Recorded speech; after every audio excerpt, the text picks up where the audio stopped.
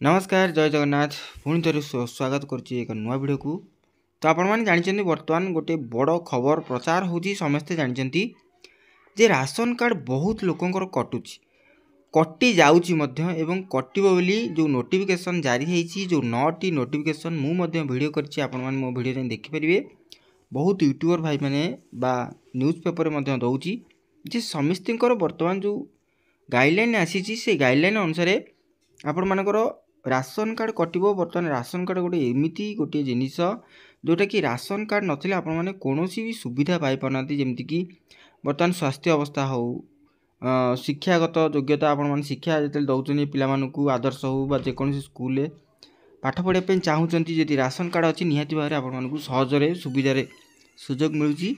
तो एई ration card जोगु आपण माने विभिन्न प्रकार सहज साहाଯ୍य बा सुविधा पाई पारछंती। बर्तमान राशन कार्ड निहाती भारे गोटे नेसेसरी।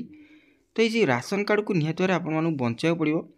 तो मु कहि रखुची जो 9टी जाक गाइडलाइन अछि मु आपण मानकु देखै रखुची जो 9टी गाइडलाइन बर्तमान सुधा अछि जे ए गाइडलाइन गुडी को जदि आपण मानक मीट करूथिबे बा मीट करूचंती तो आपण मानक राशन कार्ड कटि जो।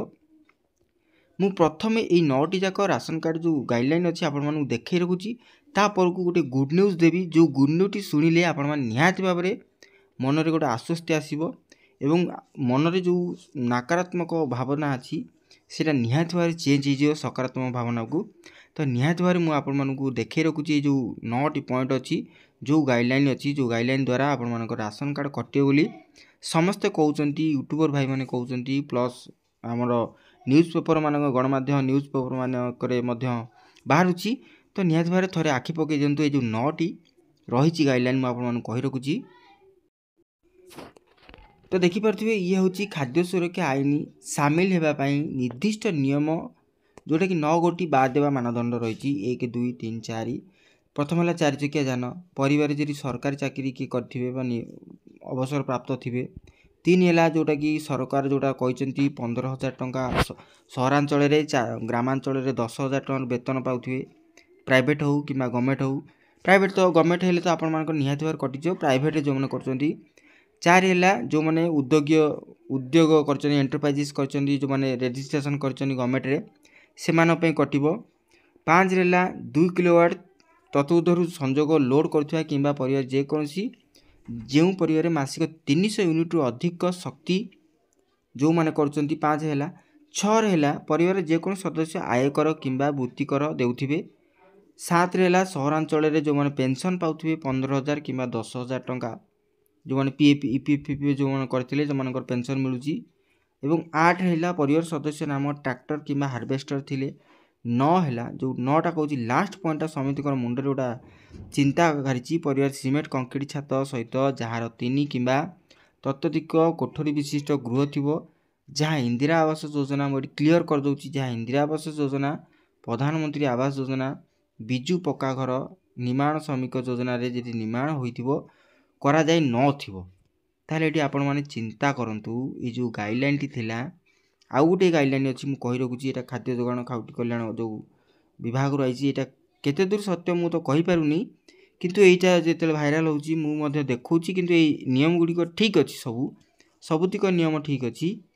वर्तमान आउ गोटे कार्य ऊपर जोटा कि समस्त दृष्टि आकर्षण करचंती जे 30 क्विंटाल दिन 30 क्विंटाल धान जदि आपण माने मंडी रे बिकुचंती ताहाले आपण मानक राशन कार्ड कटि जे बोली जोटा कुहा जाउची मु कहि रखुची आपण मानकु जे गुड न्यूज होउची ए जो 9टी जाक आपण माने देखुचंती 9टी जाक पॉइंट आ मु लास्ट जो कहली 10 नंबर पॉइंट धान 10 नंबर हैला धान। तो एई सबुतिक होउची गोटे गोटे आगुरु एगुड़िक निहाती भाव थिला आपण मानकु मु कहि रखुची डरिबार कोनोसी चांस नहीं। राशन कार्ड कटिबो नाही जमा भी कटिबो नाही जो मानकर राशन कार्ड अछि कारण मु आज निहाती भाव ब्लॉक को जाइथिली ब्लॉक रे जेते पचाथिली जो राशन कार्ड लिस्ट अछि रिजेक्ट लिस्ट तार एक कॉपी दियो बा काहार कार आसी दियो कहले सेमिति किछि लिस्ट बर्तन सुदा आसी नाही जे जो कहउचंती धान पई कटिची किंबा एइथि पई कटिची। तो जो माने आ पूर्वरु नउथिले राशन ସେମାନଙ୍କର ଯଦି ଆଗକୁ କିଛି ସେମିତି ଭୁଲ କରିଛନ୍ତି ତ ସେମାନଙ୍କର କଟିବ, କାରଣ ଇନକମ୍ ଟ୍ୟାକ୍ସ ଦେଲେ ଅଟୋମେଟିକ୍ ଧରା ପଡ଼ିବେ। ଗାଡ଼ି କିଣିଲେ ନିଜ ନାଁରେ ଘର ପରିବାର ନାଁରେ ଆଧାର ଫ୍ୟାଚ୍ ହେଉଛି ଜାଣିନେବେ। ପରବର୍ତ୍ତୀ ସମୟରେ ଯଦି 2.5 ଏକରରୁ ଅଧିକ ଜମି ଅଛି, ଯଦି ଆପଣମାନେ 2 କିଲୋୱାଟ୍ କରୁଛନ୍ତି ତାହେଲେ ଯାଇ ଆପଣମାନଙ୍କର କଟିବ।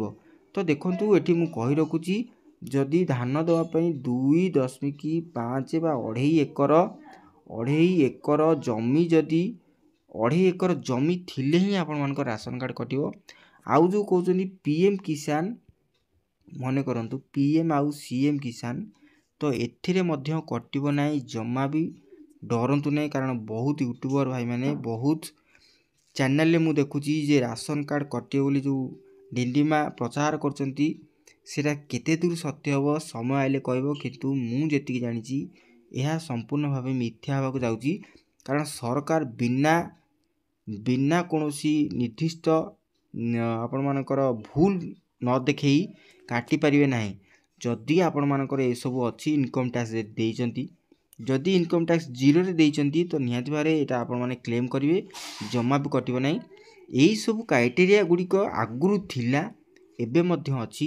ଯେଉଁମାନଙ୍କର ଏବେ ମଧ୍ୟ ଅଛି, ହଁ କିଛିଟା ଦଲାଲ ଭାବେ ଯେଉଁମାନେ ପାଇଯାଇଥିଲେ ସେମାନଙ୍କ କାଟିବା ପାଇଁ ସରକାର ଏ ପ୍ରୟାସ କରିଛନ୍ତି ହୁଏତ, କିନ୍ତୁ ସାଧାରଣ ଲୋକ ଏଥିରୁ କେବେ ହେଲେ ବାଦ ପଡ଼ିବେ ନାହିଁ। କାରଣ ଯାହାର 1 ଏକର କିମ୍ବା ଧରାଯାଉ 1/2 ଏକର ଅଛି କିମ୍ବା 1.5 ଏକର ଅଛି, ସେମାନଙ୍କର ବି କଟିବନି। କାରଣ ମିନିମମ୍ କ୍ରାଇଟେରିଆ ତା'ର ଅଛି।